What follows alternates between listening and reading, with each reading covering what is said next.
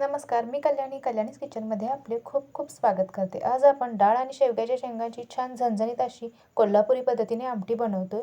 चला तर मग लगेचच व्हिडिओला सुरुवात करूया.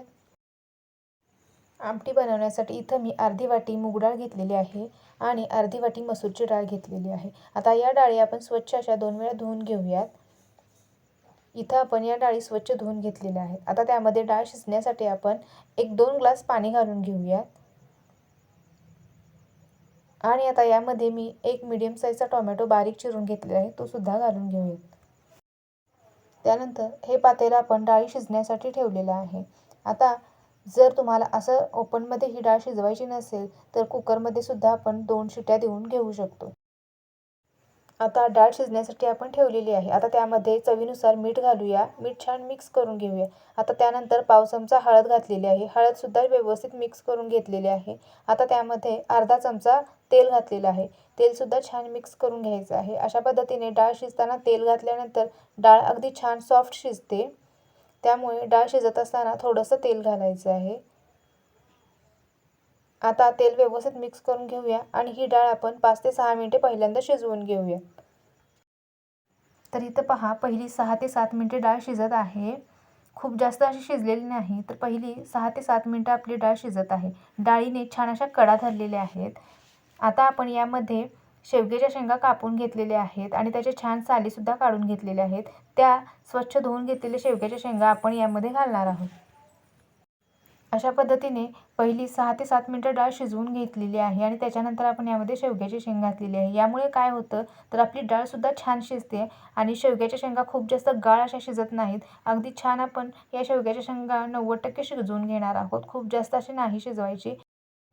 शेवग्याच्या शेंगा घातल्यानंतर परत एक 2-3 मिनिटांनी व्यवस्थित असं मिक्स करून घ्यायचं आहे. इथं तुम्ही पहा, शेवग्याच्या शेंगा अशा पद्धतीने थोड्याशा 5-6 मिनिटांनी घातल्यामुळे डाळसुद्धा आपली व्यवस्थित शिजलेली आहे आणि शेवग्याच्या शेंगा फुटलेल्या नाहीत. अगदी परफेक्ट अशा शिजलेल्या आहेत. तर इथं पहा, आपली डाळ आणि शेवग्याच्या शेंगा अगदी छान परफेक्ट शिजलेल्या आहेत. 14 ते 15 मिनिटं आपण डाळ आणि या शेंगा शिजवून घेतलेल्या आहेत. डाळसुद्धा छान शिजलेली आहे आणि शेवग्याच्या शेंगासुद्धा अगदी छान सॉफ्ट अशा शिजलेल्या आहेत. खूप जास्त कच्च्या राहिलेल्या नाहीत आणि खूप जास्त गाळ अशा शिजलेल्यासुद्धा नाही. तर आता आपण या आमटीला छान अशी झणझणीत फोडणी करूयात. तर इथं फोडणीसाठी कढई ठेवलेली आहे. कढई छान अशी गरम झालेली आहे. त्यामध्ये आपण 2 ते 3 चमचे तेल घेतलेलं आहे. तेल छान असं गरम झालेलं आहे. आता त्यामध्ये आपण अर्धा चमचा मोहरी घातलेली आहे. मोहरी छान तडतडली की अर्धा चमचा जिरे घातलेले आहेत. जिरे छान असे आपण परतून घेतलेले आहेत. जिरे छान असे फुटले की आता त्यामध्ये आपण 7 ते 8 लसणाच्या पाकळ्या ठेचून घेतलेल्या आहेत, त्या घातलेल्या आहेत. अशा प्रकारे लसणाची खमंग अशी फोडणी करायची आहे. लसूण घातल्यानंतर आता त्यामध्ये आपण 10 ते 12 कढीपत्त्याची पानं घालूयात. कढीपत्ता आणि लसणाचा छान खमंग असा सुगंध येऊ लागला की आता त्यामध्ये आपण चिमूटभर हिंग घालूयात.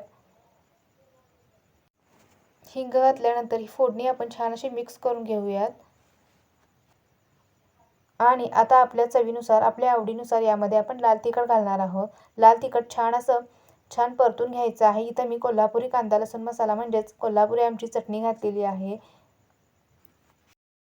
आता ही चटणी आपण तेलामध्ये 1 मिनिटभर परतून घेणार आहोत. फोडणीमध्ये ही चटणी छान अशी 1 मिनिटभर परतून घेतल्यामुळे काय होतं, आमटी छान तर्रीदार अशी तयार होते. रंग छान सुरेख येतो आणि तिखट या तेलामध्ये छान असं व्यवस्थित भाजून घेतल्यामुळे काय होतं, चवीला सुद्धा आमटी छान लागते. अशा प्रकारे आपली खमंग अशी फोडणी तयार झालेली आहे. आता आपण जी डाळ आणि शेवग्याच्या शेंगा शिजवून घेतलेल्या आहेत, ते या फोडणीमध्ये घालून घेऊयात. डाळ फोडणीमध्ये छान अशी मिक्स करून घेऊयात. आणि जर आपल्याला आणि थोडीशी जास्त आमटी करायची असेल तर यामध्ये थोडंसं पाणी गरम करून घालायचं आहे आणि आपल्याला पाहिजे तशी कन्सिस्टन्सी ॲडजस्ट करायची आहे. तर इथं पहा, अशा प्रकारे आपण छान अशी ही डाळ फोडणीमध्ये मिक्स करून घेतलेली आहे. आता यामध्ये थोडीशी बारीक चिरलेली कोथिंबीर घालूयात आणि याला आपण परत एक 5 ते 6 मिनिटे उकळून घेऊयात. कोथिंबीर घातल्यानंतर परत एकदा छान असं मिक्स करून घेऊयात आणि आता ही आमटी आपण 5 ते 6 मिनिटे शिजवून घेतलेली आहे. तर इथे तुम्ही पाहू शकता किती छान झणझणीत अशी आपली आमटी तयार झालेली आहे. चवीला तर अप्रतिम अशी ही आमटी तयार होते. तुम्ही नक्की एक वेळ अशा प्रकारे ट्राय करून पहा. इथं मी आमच्या कोल्हापुरी पद्धतीने झणझणीत अशी ही आमटी तयार केलेली आहे, त्यामुळे चिंचगूळ वापरलेला नाही. तुम्हाला आवडत असेल तर इथं या स्टेजला तुम्ही चिंचगूळसुद्धा घालू शकता.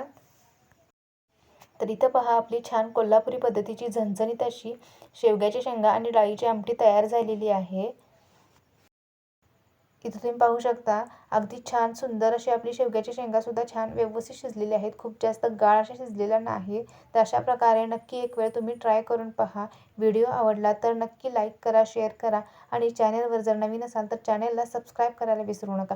परत भेटू नवीन एका रेसिपीसह. तोपर्यंत धन्यवाद.